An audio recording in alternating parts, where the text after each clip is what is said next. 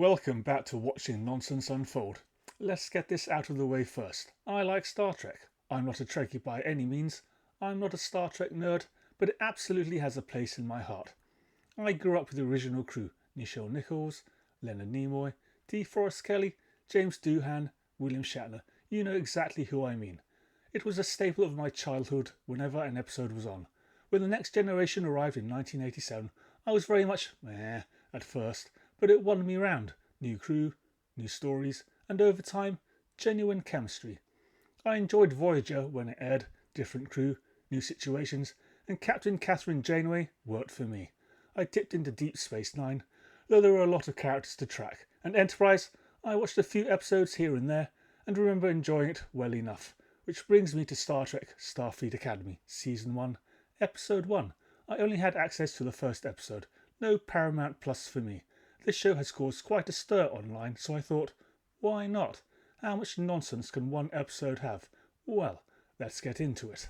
Let's start with the opening. We open with narration from Chancellor Nala Ake. She tells us that Starfleet Academy took the finest minds, hearts, and spirits of every generation and taught them to be lifelong explorers of space. Really, you can teach people to be explorers.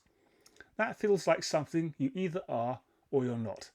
Then we're told about something catastrophic called the burn, and that everything went away. What went away? Life as we know it? The Federation? The universe? No context. Just vague exposition. So I had to look it up. Apparently, around the year 3069, all dilithium went inert, which caused every active warp core and many planetary reactors to explode. Right. I'm not getting into that nonsense. Yes, I know this was explained in Star Trek Discovery. I've never watched it, and even if I had, this episode does absolutely nothing to bring new or lapsed viewers up to speed. Talking Heads, the series. We cut to a woman and a young boy sitting in what looks like a cell, a mother and young son. More exposition, more talking. We're barely 3.5 minutes in and nothing has happened. Then we jump to a courtroom. Holly Hunter and Paul Giamatti are introduced, and again we're told what's happened instead of being shown. Apparently, Giamatti's character destroyed a Federation supply vessel and murdered a shuttle pilot for food rations. Here's a thought. Show us that. Open with it. Give us stakes. Give us momentum. Also, Caleb, the young boy, steals a communicator badge and anyone can just use it. No security lock, no DNA verification, no protocol. What year is this again? Time jump because why not? The young boy escapes through a window that has no glass, just the force field. Why? Then we jump 15 years into the future. At least it's not 1 year later. Caleb is now being transported to a penal colony. The shuttle can restart its engines but can't course correct itself. Fascinating. He's looking for his mother, Anisha Mur.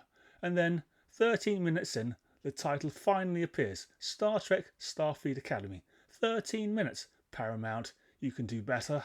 The Academy and tone Whiplash. Low-level offenders can commute their sentence by attending Starfleet Academy. How very convenient. Caleb arrives and is immediately ordered to do push-ups in the main entrance. The tone suddenly shifts to comedy. Have a good first day at school. And then, wait, are you kidding me? The Doctor from Voyager? Why is a hologram from that era still being used? Why has the hologram aged? Do holograms age? Why the hell is he here? Nostalgia. That's the answer. Then the Star Trek theme plays as the Chancellor addresses the Academy. I really feel a show like this has to earn that music. This hasn't. Nothing is happening, and it's long. And this is important. This episode is 1 hour, 12 minutes, and 30 odd seconds long with the credits. That's a very long time to sit through. Speeches, exposition, filler scenes, and a villain who barely exists. 28 minutes in, we're still listening to speeches. The Chancellor slumps into the command chair like she's curled up on a sofa watching a film. I'd love to see Kirk, or Picard, or Janeway do that. Caleb can access ship systems with no resistance. There are no visible security teams, no officers guarding anything. Tachyons appear. Oh look, it's a trap. The villain, sort of. Paul Giamatti's Noose finally turns up, barely. While cadets are freezing in space, Others are in sickbay, and chaos is supposedly unfolding. Where exactly is the villain? Why hasn't he stationed anyone on the bridge? Why isn't he controlling the situation? The holographic Doctor has had more screen time than the antagonist. Now for the emotional shortcut. This is by far the best bit. Cue the song. Cue the emotional manipulation. Oh, and now we learn the Chancellor had a son who died during the burn. That might have been useful information at the beginning. They talk, then the credits roll. Final thoughts. I'm sure plenty of people are enjoying this, and that's genuinely great. But this wasn't for me. Too long, too talky, too convenient. A villain who barely registers, scenes that feel like filler, characters I don't care about yet.